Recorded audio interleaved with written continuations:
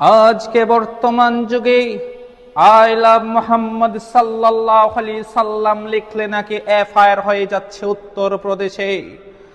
আজকে পুরো পৃথিবীর মুসলমান জাতি আমরা আই লাভ বলতে প্রস্তুত, আই লাভ মুহাম্মাদুর রাসূলুল্লাহ সাল্লাল্লাহু আলাইহি সাল্লাম লিখতে প্রস্তুত রয়েছি। আজ কোন প্রশাসন রয়েছে, আজ কোন সরকার রয়েছে, দেখি পুরো মুসলমান জাতিকে বন্দী করতে পারে। এক শ্রেণীর যুবক রয়েছে, তারা হাতে পতাকা নিয়ে আই লাভ মুহাম্মদ সাল্লাল্লাহু আলাইহি সাল্লাম নিয়ে ছুটছে।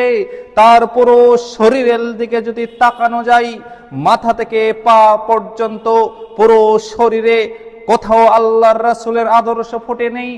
আজ থেকে কয়েকদিন আগে যখন ঈদে মিলাদুন নবী উদযাপন করা হয়েছিল, রাসূল সাল্লাল্লাহু আলাইহি সাল্লামের জন্মদিবস পালন করা হয়েছিল, এই এক শ্রেণীর যুবক সেখানে উপস্থিত ছিল, যেই জন্মদিবস আল্লাহর রাসূল জীবনে 63 বছর জিন্দেগিতে কোনোদিন পালন করেননি। হযরত আবু বকর রাদিয়াল্লাহু আনহু, তিনি তার সাহাবী, তিনি তার শ্বশুর হওয়া সত্ত্বেও তিনি কোনোদিন সেই জন্মদিবস পালন করেননি। হযরতে ওমর রাদিয়াল্লাহু আনহু, তিনি কোনোদিন জন্মদিবস পালন করেননি। হযরতে ওসমান রাদিয়াল্লাহু আনহু, তিনি কোনোদিন জন্মদিবস পালন করেননি। হযরত আলী রাদিয়াল্লাহু আনহু, তিনি কোনোদিন জন্মদিবস পালন করেননি।